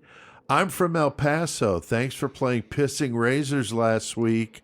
Love that Texas metal. So fuck yeah, Pedro. Also, speaking of which, a case that I really, really want to do sometime, speaking Yeah. that he was from down there, Yeah. is the man, I can't remember the names right now, but it was the fucking Narco Satanicos. Yeah, I Oh, know what- yeah, what you're yeah. talking Mark about. Kilroy, wasn't that his name? He got Yeah. abducted. I think so. Yeah, Yeah. when With he that fu- case, and it was that the dude and It was Mark Kilroy, 100%. yeah, it was yeah. that dude's name. I think he was Adolf something, Costanza or something I like that. think you're And then right. that woman who was like a prominent member of society, but she was Right. all mixed in with all that shit. Yeah. That case, That's though, a good one. yeah. Yeah, for sure. I agree. And then, Chris, what about the last one? David Rules Mars. Says, you guys fucking rock. Love the metal segment. Pete, I checked out Warpact, and you're right. They fucking kill. Oh, yeah, Yes, David. I'm they glad do. you dig on Warfact. Going to have them next week as the metal feature. It's going to be badass. All right, check out murdermetalmayhem.com to listen to the past episodes.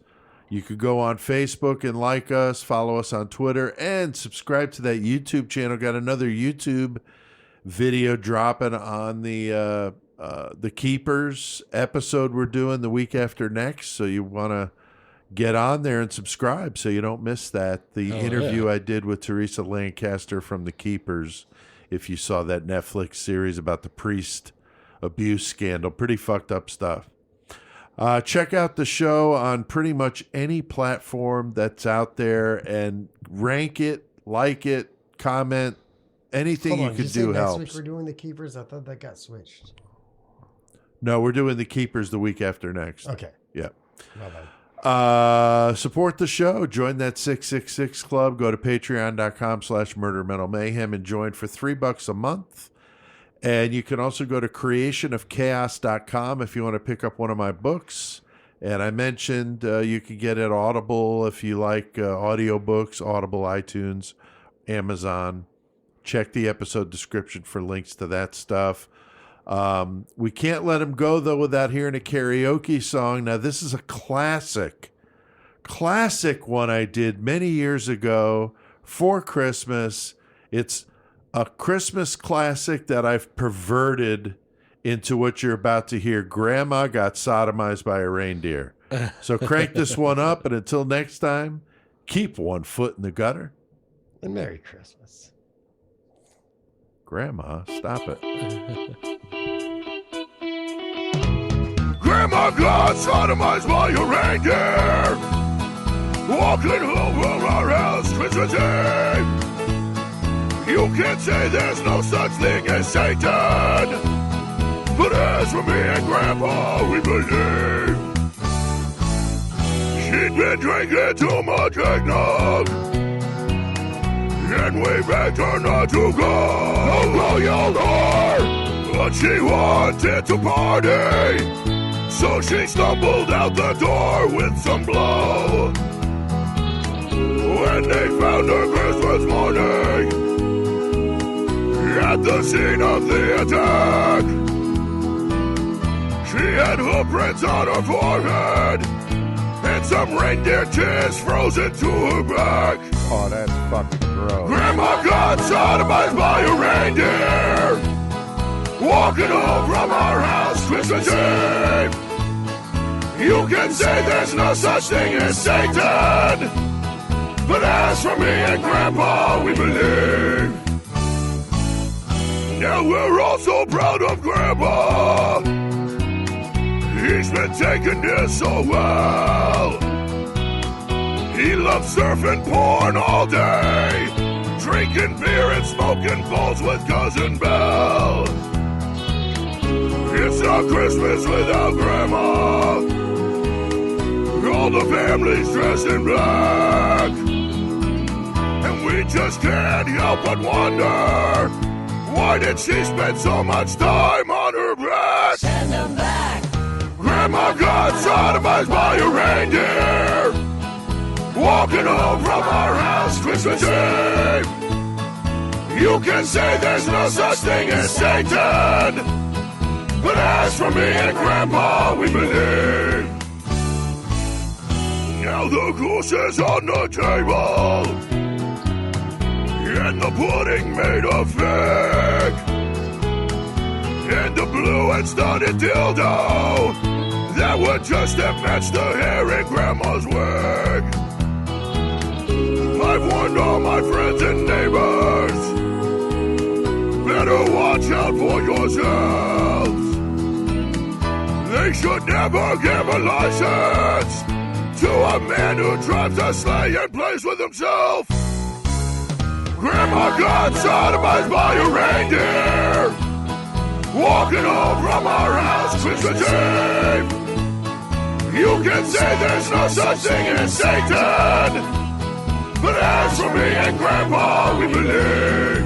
Sing it, Grandpa. Grandma got sodomized by a reindeer walking home from our house Christmas Eve.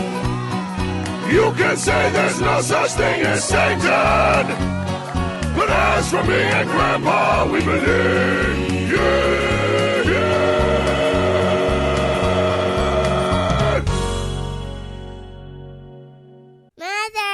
Mother, man.